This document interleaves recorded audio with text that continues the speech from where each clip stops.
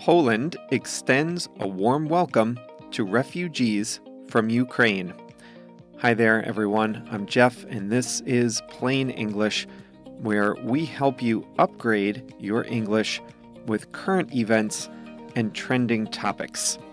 JR is the producer, and he has uploaded the full lesson to plainenglish.com/466. Remember that the full lesson includes a step-by-step video, the transcript, translations of keywords, exercises, and much more. plainenglish.com/466. Coming up on today's lesson, 5 million people have left Ukraine in just over 2 months. That's like the entire city of Los Angeles getting up and leaving a country. The majority of people have gone to Poland, where they're getting a warm welcome. In the second half of the lesson, I'll show you what it means to ride something out. And I have a quote of the week for you. Let's get started.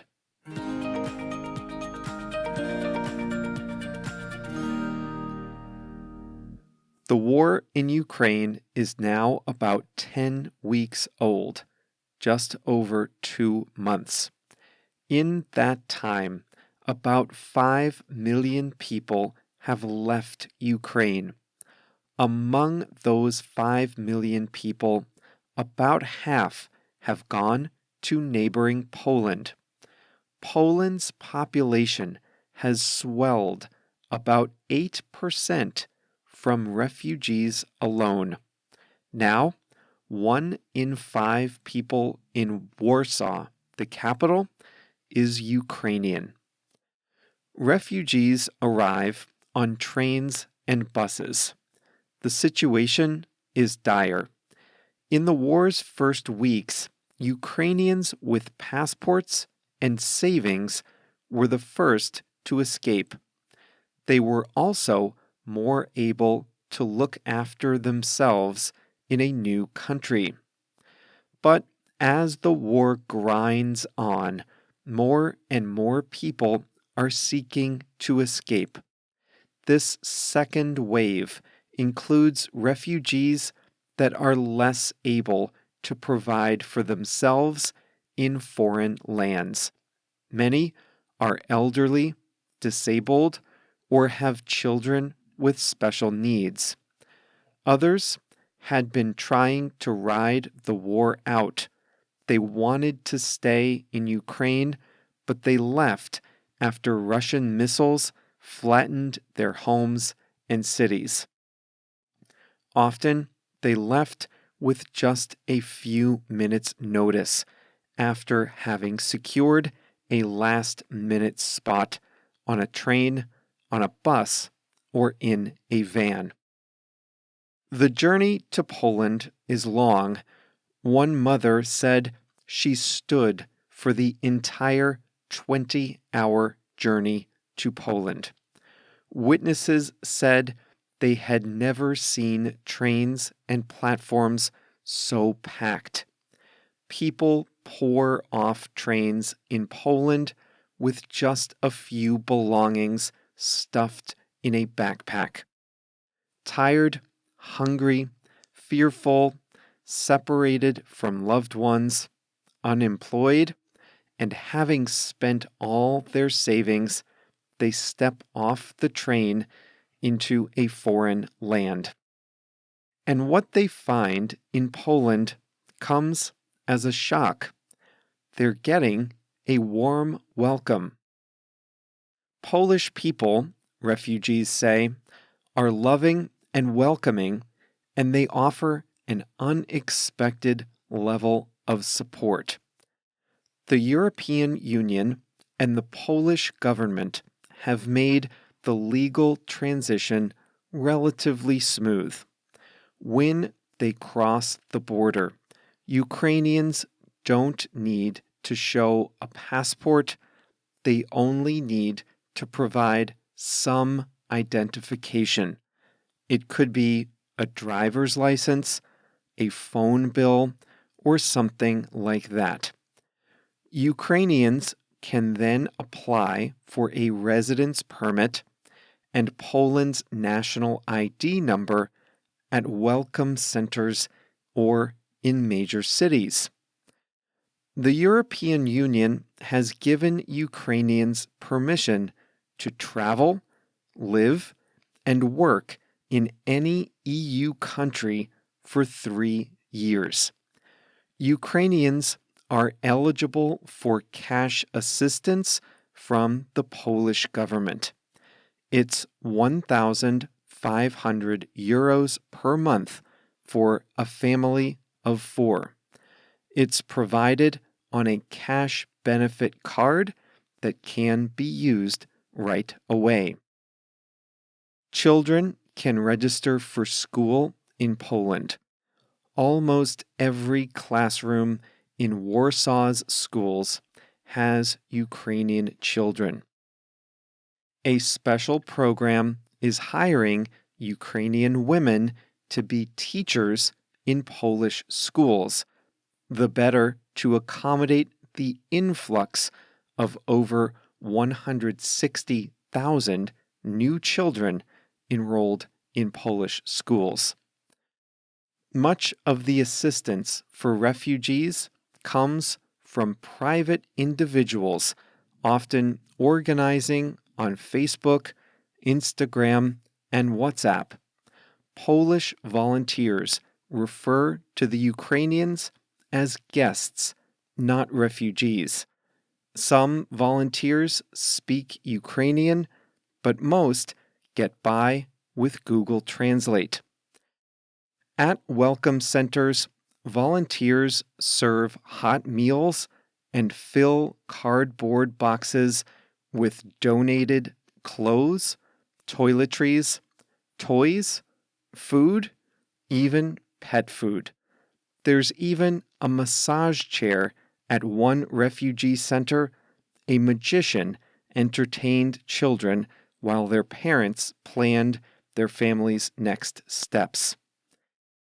A volunteer taxi service has sprung up to drive Ukrainians from their arrival points to other parts of Poland or even to other countries.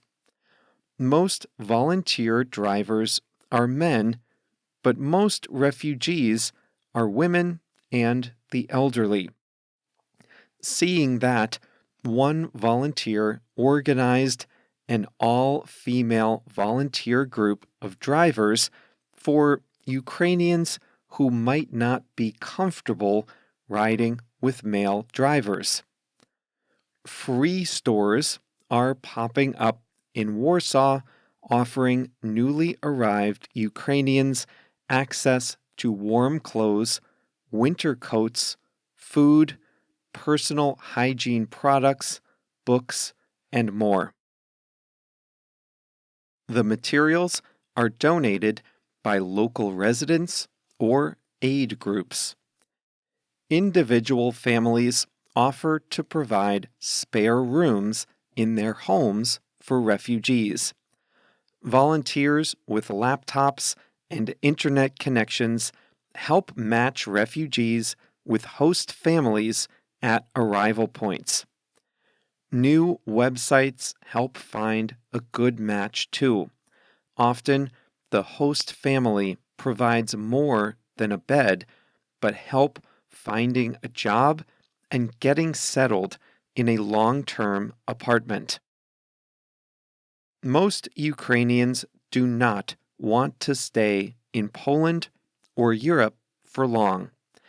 In interviews, the vast majority say they want to go home as soon as the war ends, if not sooner. Most people left homes, businesses, jobs, professions, networks of friends and family. They want to get that back as soon as possible. For that reason, many of them are not going much deeper into Europe. Instead, they're stuck in an odd limbo. They need to make a living and offer some stability to their children, but they want to maintain hope that they can return home someday soon.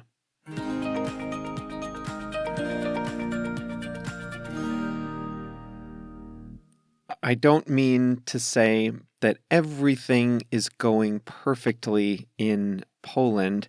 There have been bureaucratic delays, instances of abuse, things like that. We're also only in the third month. Frustration has not yet set in.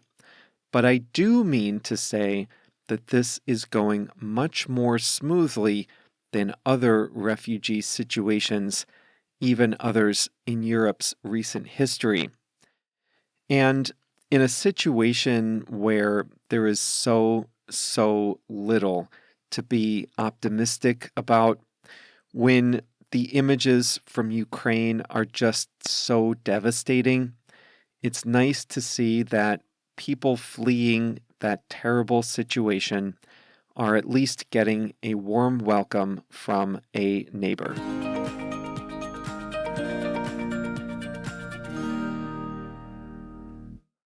Today's English expression is ride out.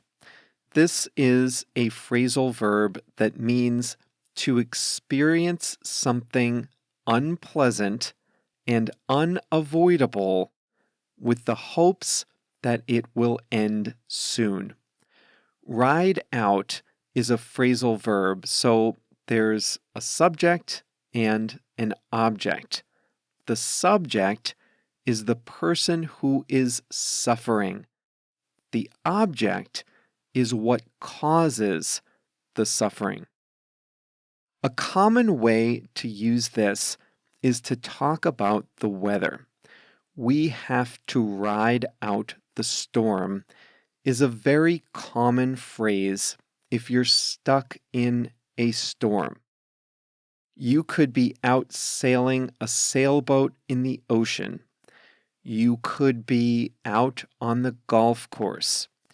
You could be riding a bicycle or a motorcycle, anywhere that a storm would cause you to be uncomfortable. You can say, we have to ride out the storm. And if you say that, you mean you have to experience the unpleasantness or the danger of the storm and hope it's over soon. So remember the pieces. You need the person suffering and the thing that causes the pain. So who's suffering? That would be us, we. And what is causing the suffering? That's the storm. We have to ride out the storm means we have to suffer through the storm. We have to experience the unpleasantness of the storm and just hope that it's over soon. Now, sometimes you have a choice. You can ride something out or you can escape it. In today's lesson, we talked about refugees from Ukraine. In the first week or two of the war, many people with savings, passports, and access to cars left the country. But a lot of people stayed, either out of necessity or because they thought they could ride out the war in their homes. Remember what I said about ride out. You experience the unpleasantness in the hope that it will end soon. Many Ukrainians wanted to ride out the war in their homes. They knew it wasn't going to be pleasant, but they thought at least the war would end soon. But months after Russia's invasion, they discovered they couldn't ride it out. It was too dangerous where they lived. So many people spent days or weeks in basements without heat and without enough food, and only then did they decide to leave. They determined they couldn't ride the war out. So now let's go back to the previous example, a thunderstorm. Imagine you're playing golf and it starts to rain. You can ask your golf partners, should we ride out the storm or should we cancel our game? That means, should we sit in the suffering? Should we stay out here and get wet and hope the rain ends soon? Or should we go inside and end the game? Now, if you're out on a sailboat, you might not have any choice. You might be far from the nearest port. In that case, you have no choice but to ride out the storm. You have to suffer through it and hope it ends soon. Here are a few other circumstances you can use with ride out. A company can ride out a recession. In an economic recession, sales often fall. Some companies have a reserve of cash or the ability to borrow money. These companies can ride out a recession. They can experience the unpleasantness, the unprofitability for a while, and hope it ends soon. Other companies don't have the ability to ride out a recession.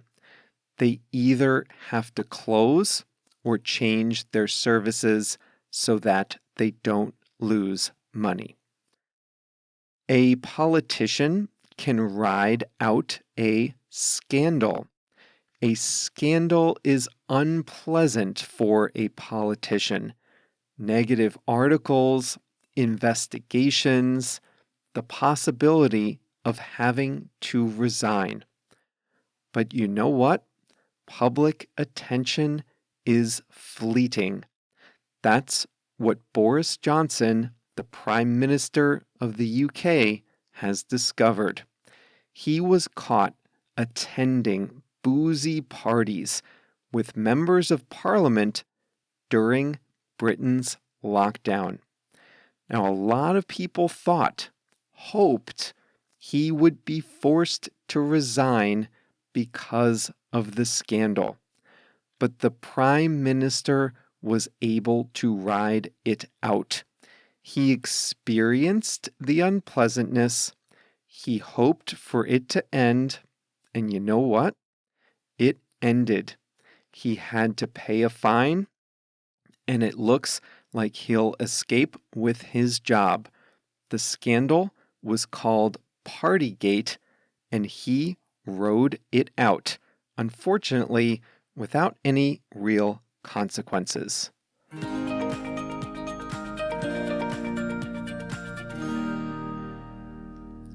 Today's quote of the week is from Inayat Khan, an Indian professor who lived around the turn of the 20th century. He said, "Some people look for a beautiful place. Others make a place beautiful." I like that one. Some people look for a beautiful place. Others make a place beautiful. Well, that's all for Plain English today. If you enjoyed today's lesson, make sure to check out our full lesson history on the website plainenglish.com. If you're registered as a member and one membership is free, then you have access to a library of exactly 465 other lesson sets. You don't have to listen to every one of them. Some of you have, but this is by no means required. But if you go on the site, log in as a free member, you'll see a menu at the top of the page called Libraries. And if you go to the Lessons library, you can filter our old lessons by topic. So if you like art, food, health, technology, you name it. I just counted. We have 14 categories of lesson topics to explore, so there's no reason for you to be bored. Get all of those at plainenglish.com, log in, and then explore the Libraries menu at the top of the page. Well, that's all for now. We'll be back on Thursday with a new lesson. See you then.